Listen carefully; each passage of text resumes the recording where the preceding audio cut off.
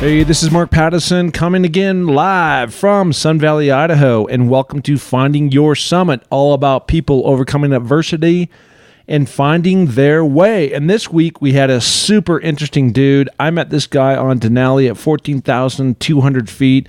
I had heard about the legend of Vern Trejas, and this is a guy that has summited Denali, which is a mother beast, 59 times. Imagine that. I mean, I had to come back and do that again this last year. I was fortunate to make it June 7th, 2018. I was there in May of 2017, and we had awful weather. And ironically, when I came off the mountain, I had some friends up there, and it snowed something like 9 feet. People stuck in a tent for 17 days. And it was awful. So I got very lucky. And to think that this guy has been through the trials and tribulations of climbing that mountain, he's created a life of purpose around mountain climbing all over the world. He's done the 7 summits 10 times. Imagine that. He's got a book out called 70 Summits.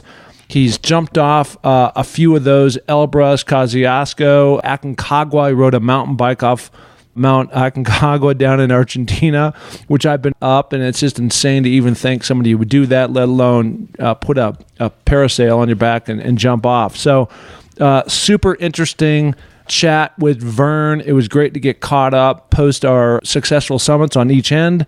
And another note, we are, again, being sponsored by violetsAreBlue.com. This is about Cynthia Besteman overcoming her adversity and creating an all-natural skincare line. It works. It's awesome. So check her out.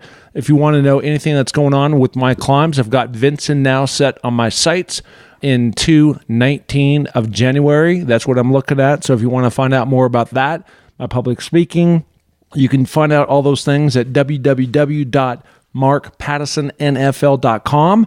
And I've got a couple books that I'm coming out called Finding Your Summit. What else would they be? It's a playbook and a journal along with the e-learning course. So I'm fired up about that. So on that note, let's go talk to Vern. Here we go.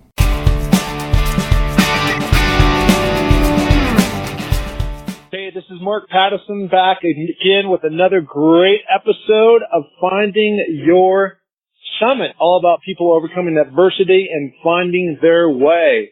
And this week, I'm beaming from Sun Valley, Idaho. I'm back in this glorious little ski mountain town, and we're going across the country to somewhere in the Catskills of New York. We've got Vern Trejas. Vern, how you doing? I'm very good, Mark. How are you?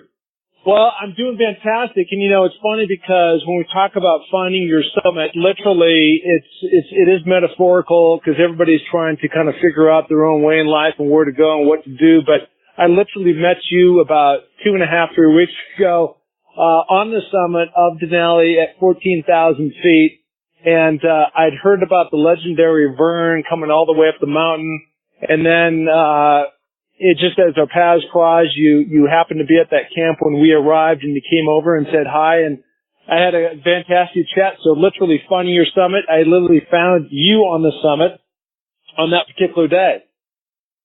Yeah, that was wonderful to run into you guys up there. How'd your climb go? Did you make her?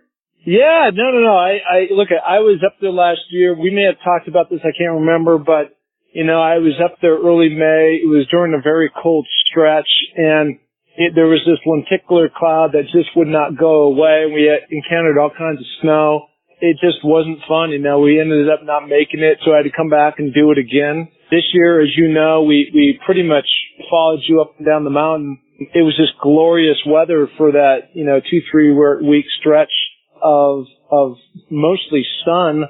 Yeah, we were able to get to the top, the whole group. I was climbing with Victor, one of your co-climbing partners, and we got it done. So I'm lucky to be able to scratch that off my list. But here's the thing that I want to get into. So for the audience, Vern is a world-renowned climber. We're going to get into this. I mean, your feats, Vern, are insane. I was doing all this research on you. I already heard about the legend, and really that only had to do with Denali.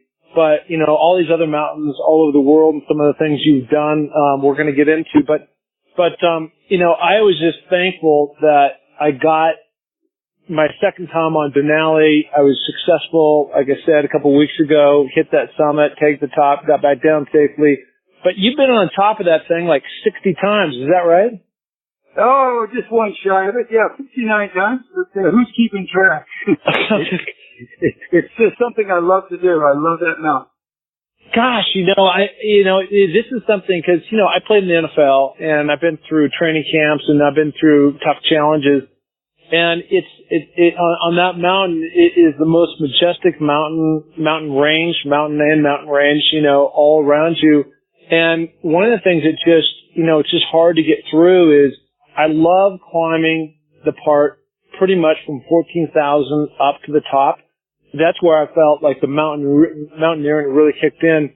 But, squirrel, motorcycle, all those ridges that you got to come up, they're a bear with all that weight on your back. And to say you've done it that many times is just amazing. It's incredible. Well, it's not quite the same kind of workout that you get in the NFL, but at the same, in the same breath, it is, very strenuous, as you now know.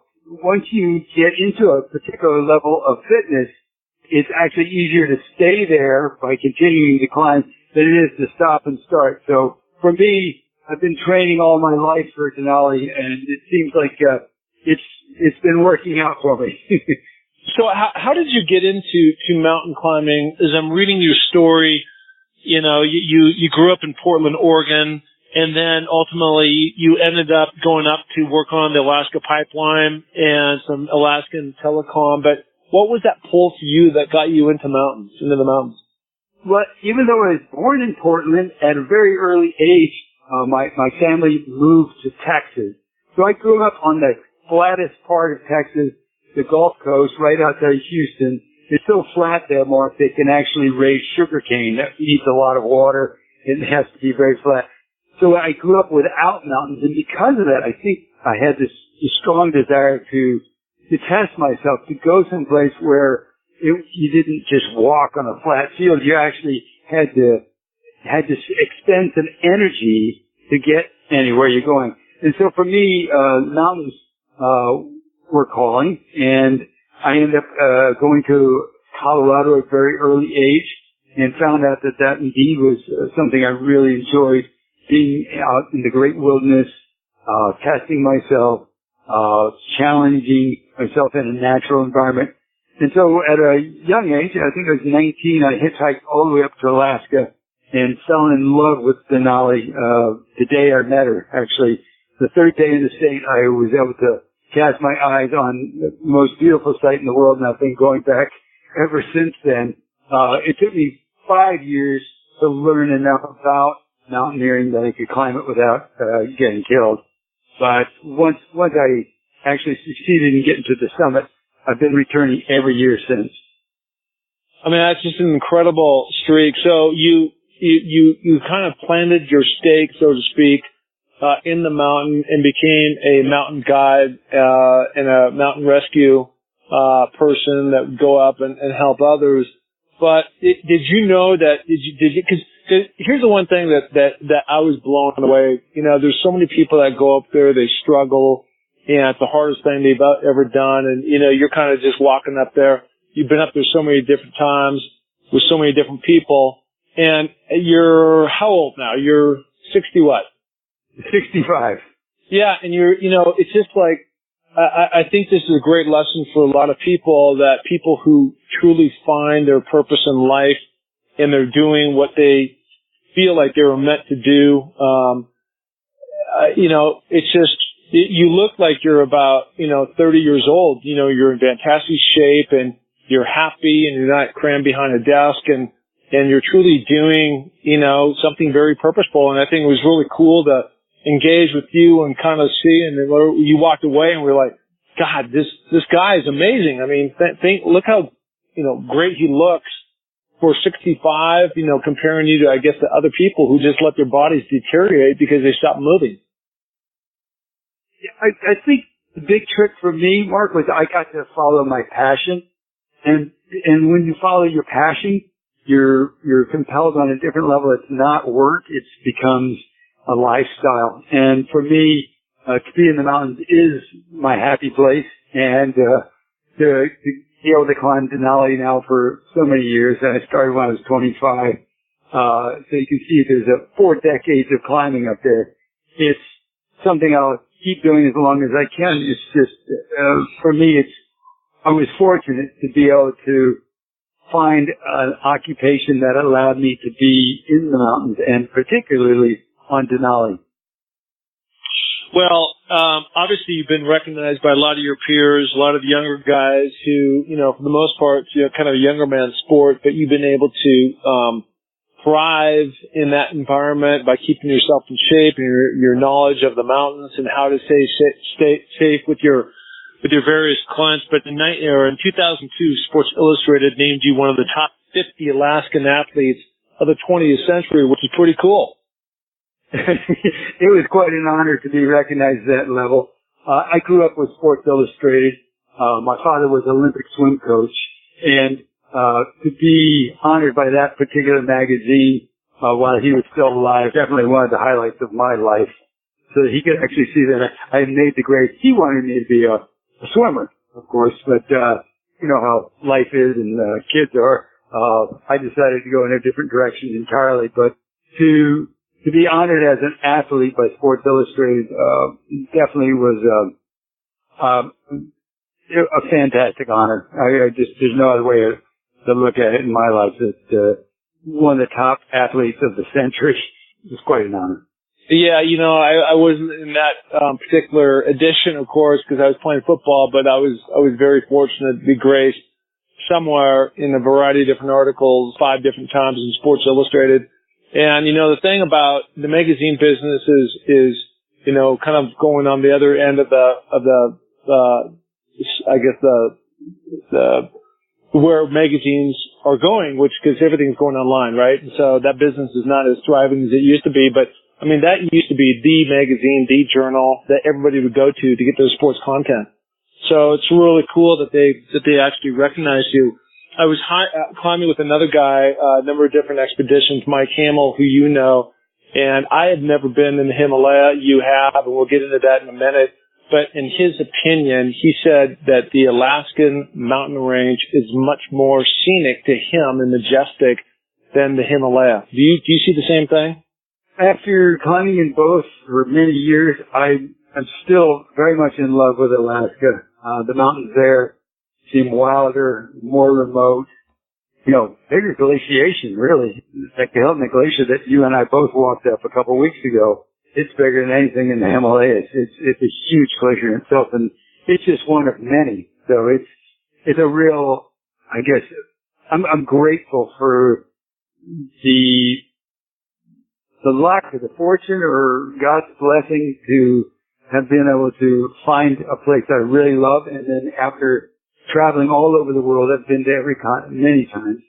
I keep coming back and going, people always ask me, what's your favorite mountain? And I'm still in love with Denali.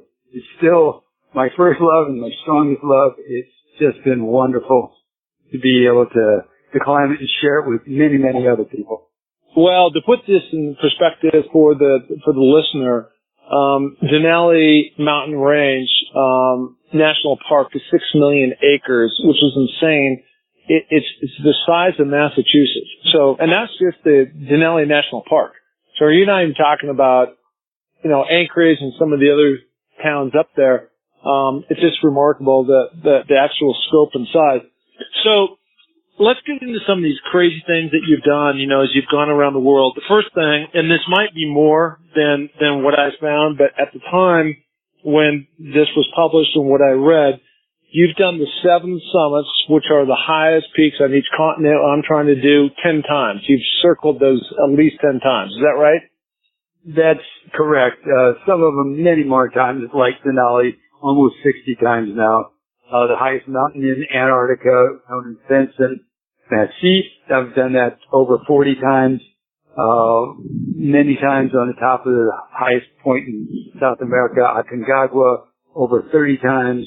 Same thing for the highest mountain in Europe, Elbrus, where I'm going. The guide, just in 2 weeks, I'll be over there in Russia to guide that twice. Yep. I've done that over 40 times. So it's for me, it's part of my job, but it's also, it's my passion. So I'm very fortunate to have been able to climb everything at least 10 times, the highest point on each continent at least 10 times, but some of them many, many more times. And how do you stack Everest compared to Denali? Well, it's not exactly apples and apples. It's, the altitude of Everest is definitely, something that is far and beyond anything we've run into on Denali. And because of that, it actually is more dangerous because you're actually climbing with very little oxygen. When you get to the top, you're working with 1/3 of the amount of oxygen that your body's normally used to working with. So you're actually dying from the high camp to the top. They call it the death zone for good reason. You're actually dying, but you're doing it in slow motion. So hopefully you get to the top and back down before it actually gets you. So for me, Everest is much more dangerous, but I think Denali is way more work. There's no porters, the distances are greater, the weather's every bit as severe, and I think even more so we don't get the kind of snow that on Everest that you get on Denali. It's way more work for Denali, and because of that, I feel that it's the best training ground for me before I go anywhere in the Himalayas is to have climbed Denali a dozen times before I ever went to the Himalayas. It was just a real step up. It was a skill level that meant that I could handle pretty much anything that was thrown at me by the Himalayas. Yeah, no, I appreciate that. I really, that's why I was saying to you before, I didn't know what your answer was going to be, of course, right now, but I really felt as though that once we got at that 14,000 foot camp and everything kind of going up on the fixed line, and then up to 17, and then of course from 17 to the summit at 20,000 plus, to me that was real mountaineering, and that was super fun to me. And luckily we had the right kind of weather. But on Everest, going back there for a moment, and then I want to bounce back to Denali for a sec before going into some of these other mountains. But on Everest, have you had situations where there's been a lot of adversity for the people that you've been guiding to the top of that mountain? Or have most of your summits, attempts, expeditions, have they gone according to plan? Oh, there's always, things that are unexpected that have come up. People get sick, avalanches come down, crevasses open up and swallow the bridging ladder that you were on. Some of the biggest challenges is just when people get sick up high, it's really important to get them back to the lower levels where there's more oxygen, because everything is so dependent on oxygen as the basis of life for us, that getting people down, and that becomes quite an ordeal. Getting somebody through the ice fall, through the south side of Everest, which is where most people climb, has actually got a very dangerous section called the Khumbu Icefall, and to take somebody through there who's debilitated is very challenging. Even if they're ambulatory, if they're not all together with it in their head, if their consciousness level has been lowered, that they can be at risk every time you cross the crevasse, and that becomes quite taxing and quite slow to get down safely.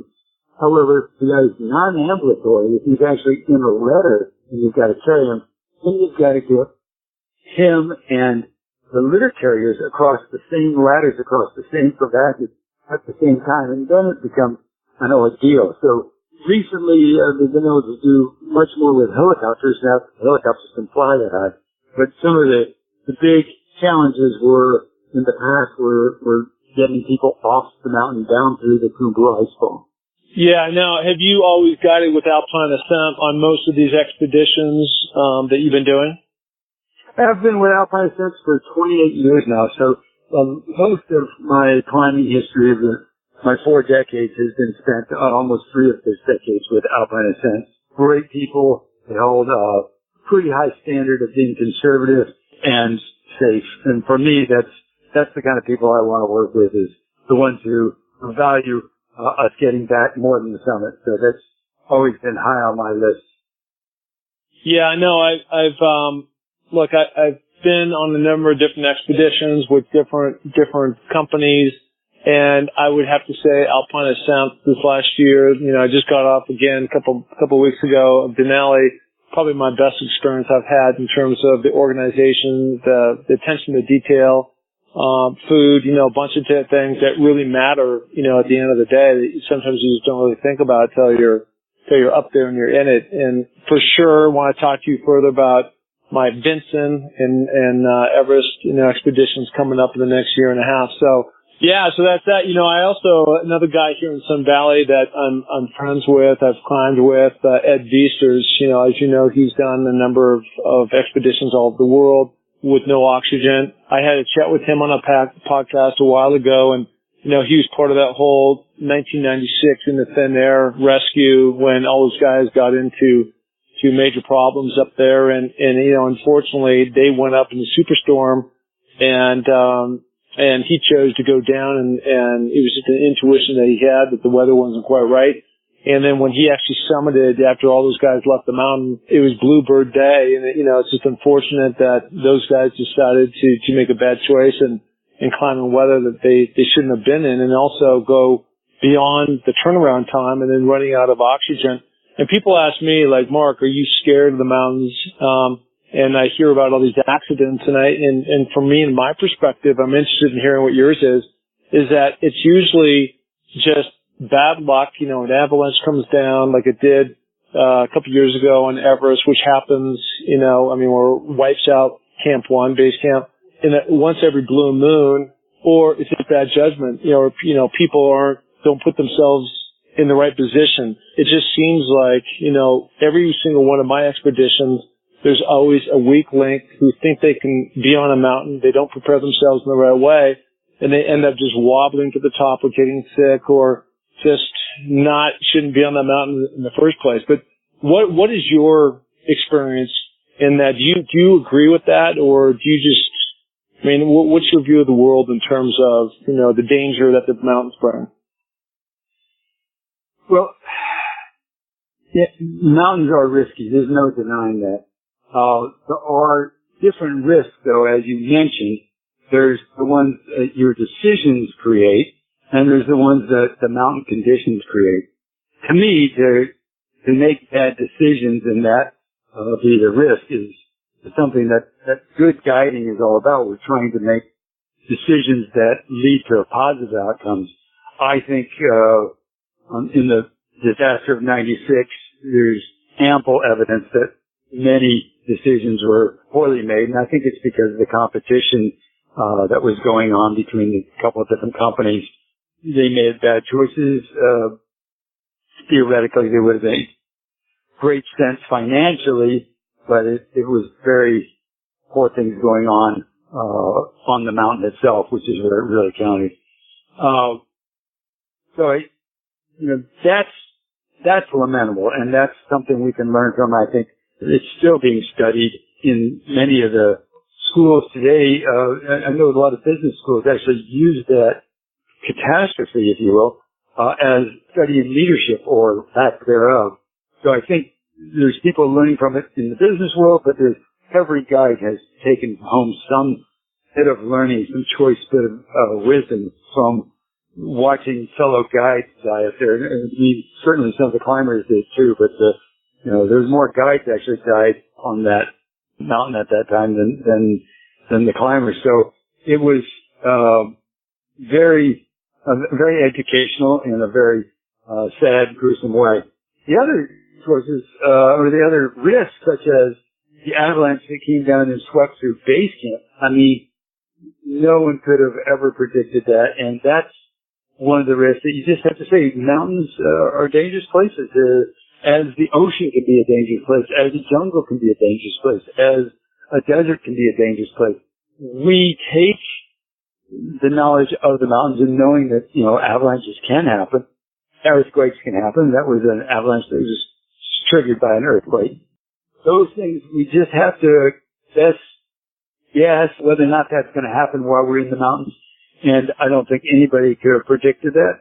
It did have devastating outcome, but, when you die knowing what the odds are, and you decide to go there because you love the beauty, you love the challenge, and you're going to give it your best shot, and hopefully nothing goes wrong. I think that's a lot more admirable than making several bad choices in a row and perishing because of that. So for me, there's two different kinds of risk there. There's the subjective human risk of making poor decisions, and then there's just the risk of being in the mountains.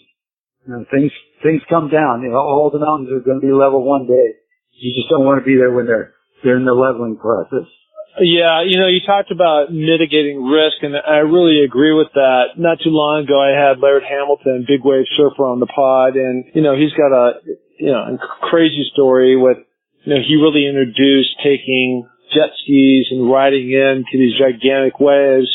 I think he rode the first 100-foot wave in Tahiti, and the way he trains, and I've trained up at his house before with those guys, and we've got 35-pound weights in each hand jumping into a pool that sink us to the bottom, and then bouncing, up and down and really working on that breath.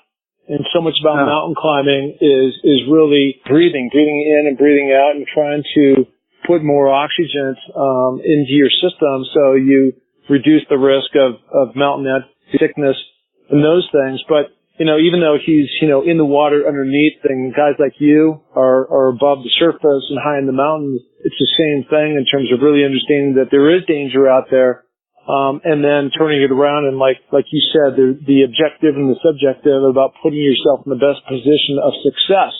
One of the things that you and I talked about, but I read more detail, you became the first guy to do a winter ascent and summit on Denali. And so walk me through this, why would you ever, Denali, like you said, I was up there in May of last year, and there's minus 60-degree weather, and that's coming in the best season possible.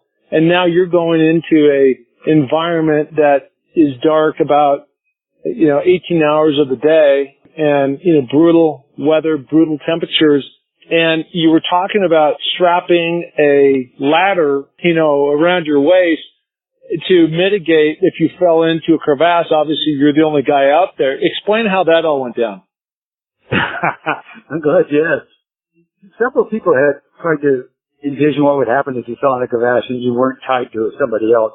All the outcomes are pretty negative. So some people had done some looking into, can I tie myself to a pole, something very strong and rigid. Another guy, actually a Japanese fellow, Naomi Yoramura, great Japanese climber, took very large bamboo poles with him. A friend of mine actually built a very complex contraption out of aircraft aluminum.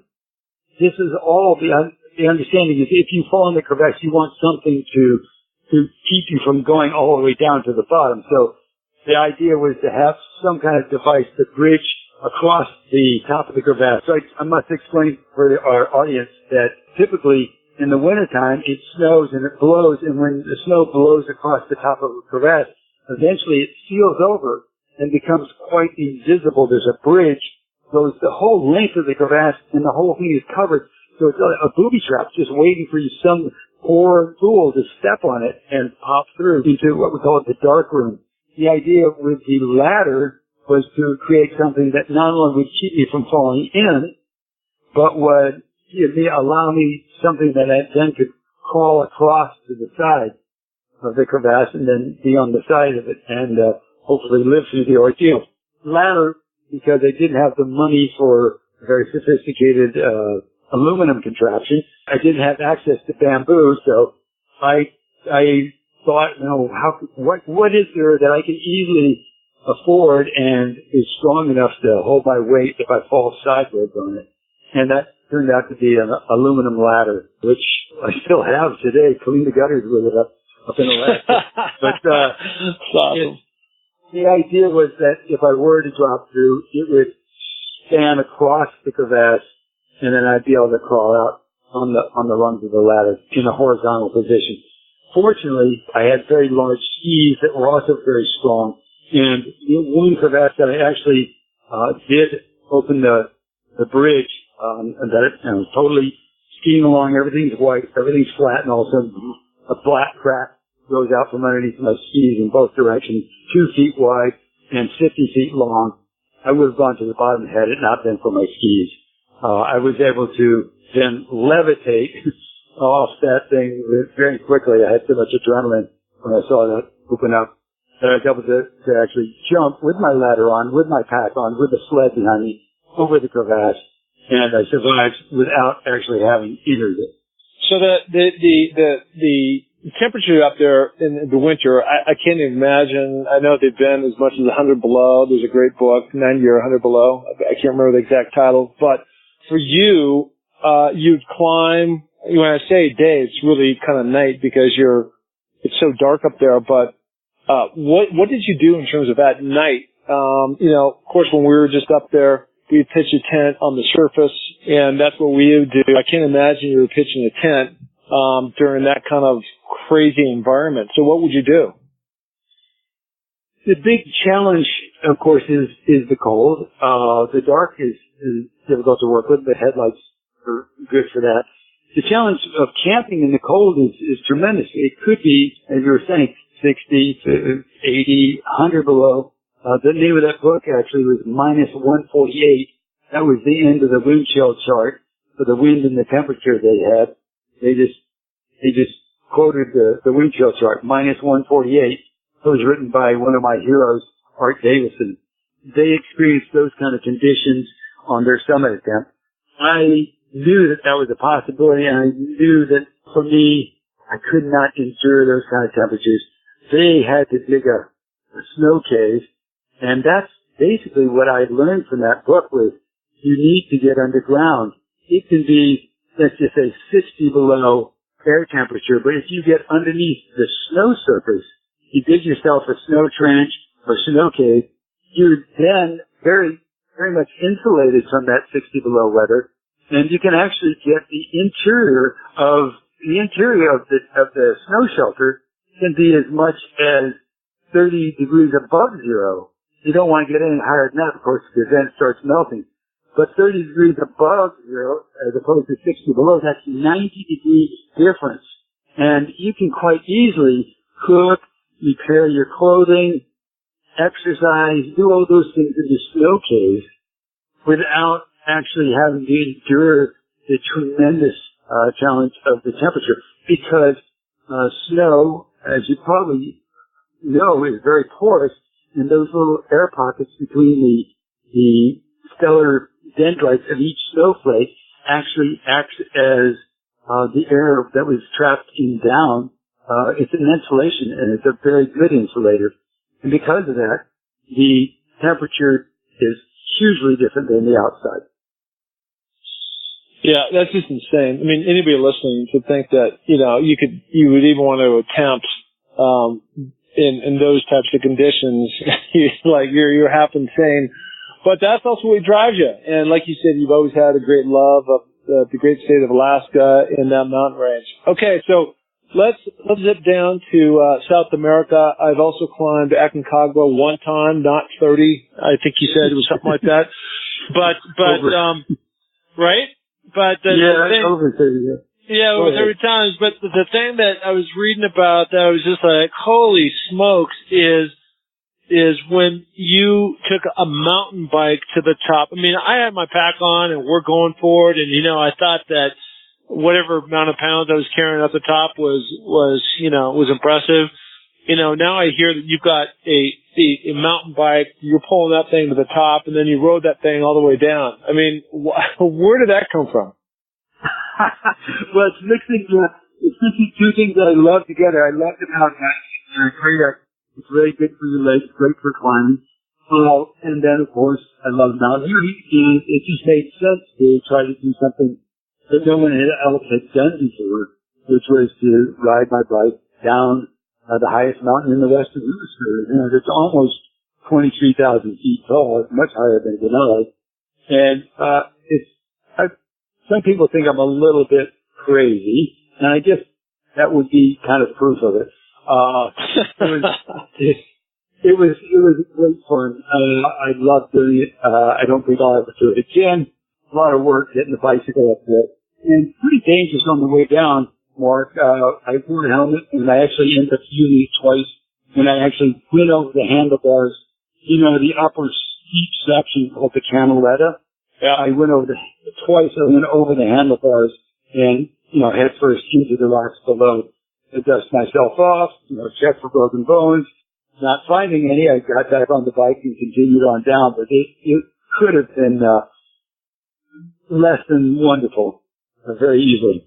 Oh, for sure. And, look, like I said, I've climbed that thing and there was just a whole lot of rock. It's not like a nice smooth trail that you're riding down. I mean, there's just big boulders and sharp rocks. And then as you get down a little bit further, I'm thinking under like 18,000 feet, it's just like a big scree field coming down, right? On the other side. And it's just, just for anybody, it's like every step you take, you move a lot of rocks going down. It's almost like moonwalking going down the hill. I mean, it's just not sturdy surface at all. So I can't imagine what that would be like on a mountain bike. It was actually kind of fun. I got the hang of it. I actually put my jacket, I bolted it, wrapped it onto the back rack on the bike. I had a rear rack over my back wheel. And I used the jacket to pad myself, and I sat so far back that it enabled me to ride down that steep hill without flipping over forward and doing somersaults. And I actually put my sternum was on the seat itself, so I was way back. My weight was way over the back wheel. And I would run it out for a bit. Once I got to the street, after I got out of the boulders of the canaletta, once I got to the boulder field, I was on street, which is just small rocks and gravel. And then I could just hit the brake, my rear brake hard, drop one of my feet, my inside foot on a corner, and I could do a big fishtail turn and then head off in another direction. And that was really fun once I figured out how to bicycle down street. I did lots of fishtail turns all the way down the mountain. That just sounds like a tremendous amount of work. So let's talk about another thing that you did. You might have been the first guy to do this as well, and that was to paraglide Vinson, which is in Antarctica, and the EVEREST, which I've done in Russia. So again, where's this stuff coming from? I mean, are you reading a book? Is there somebody that inspired you, or you just woke up one night and said, hey, I want to paraglide up one of the world's tallest mountains for EVEREST and certainly in Vinson in Antarctica? I mean, where did that come from? Another mixing of my pleasures, my passions. I got into paragliding very early in the sport, back in the mid-'80s. And the reason I got into it was the thing, like, it's so much damage on your knees coming down, especially with big packs on. I figured, like, if I could just slide down these mountains instead of walking down, it would be, climax on top of other climax. You make the summit, and then you fly down. What could be more fun than that? So I've been very fortunate. I've been able to fly off the top of Denali, the top of Europe, Mount Elbrus, the top of Antarctica, and the top of Australia as well. I'm looking forward to mixing more of that. Now that I'm a little bit older, I'm starting to realize that, my son's grown and I don't have to worry about him not having a foot. I'm thinking that I really want to get back out there and do things that are a little more crazy than I was for many years. Just about 20 years there, I've just kind of reeled it in, make sure that my son had a father. But now I'm thinking, like, life's short, might as well enjoy it. So I've got a new paraglider that's going to be here next week, and it's built for high altitude. And I want to finish off not only climbing to the top with the paraglider, but then flying off all the 7 summits. I've done 4 right now, so I've got 3 more to do. And if I should succeed, look for a book coming out, authored by myself. It'll be called The 7 Plummets. Love that. I love that. Well, listen, like I said, I still got Vinson and I got Everest on the radar, and they're coming up in the next year and a half. Off Everest, maybe I can do that one with you. I'll just jump on it. We'll do a double paraglide. I'll jump on your back and we can tandem down and, probably back to Kathmandu having a beer, like the next night. That's that's the way you have your cake and eat it too. You have the clean up the sewing, the epitome of the climb, and then you get to celebrate immediately after because you're down in the tea house or in the tavern. You know, I mean, it's however, it is a little bit risky, and I'm starting to take lessons again. Even though I used to teach it, I've gone back to get lessons just to make sure that my technique is impeccable so that I can do this with a certain amount of safety. Well, I would be concerned, you know, you get to the top of Everest, and like you said, you come up from the south side, and that's coming through Nepal, and then you jump off Everest, and you're in the jet stream, and you end up in Italy or someplace, you know. Yeah, if you like the tandem with me, Mark, we'll do it. We'll make a date, and we'll tandem off of Everest. Yeah, I know. Let's talk further about that. I'm starting to like this idea. You know, most of the accidents that happen on the way down. So why not just jump off and fly? You know, you don't have to worry about Hillary Step and all those things. It'd be great. There's no Kubu ice flow to go through. No. Yeah, or maybe we can do a zip line. One of the two. Hey, so listen, Vern, where can people find you? Hello, I'm online, on the website called VernTrejas.com. My book's out there, 70 Summits. You can get that on Amazon. You can get it at Barnes & Noble. You can get it on Kindle. So that's out there. And I work on ascents. If somebody wants to go on a particular climb, especially if you're into the 7 Summits, I'm available. That's awesome. That's awesome. All right. Well, listen, Vern, you know, it was a treat and a pleasure to meet you on the mountain at 14,000 feet on Denali.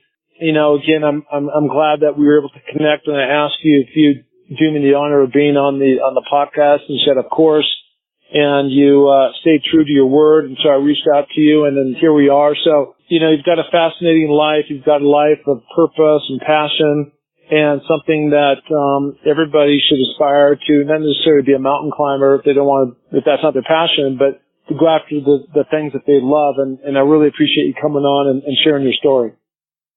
Well, thank you for having me, Mark. It's been a pleasure. Okay, buddy. Take care. So, again, I appreciate it. Have a great day. See you in the mountains.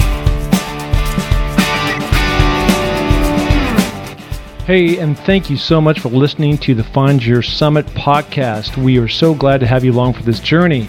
And if you enjoy the show, please tell a friend, share it on iTunes, spread it to the planet. We're looking to broadcast this to every person that is out there because, as you know, everybody has their own summit that they're going after. Okay, if you're looking to follow my journey, you can find that through my social links on markpattisonnfl.com. That's Mark, M-A-R-K, Pattison, P-A-T-T-I-S-O-N, NFL.com.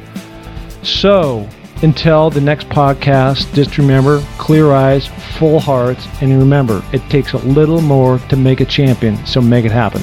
Thank you. Bye.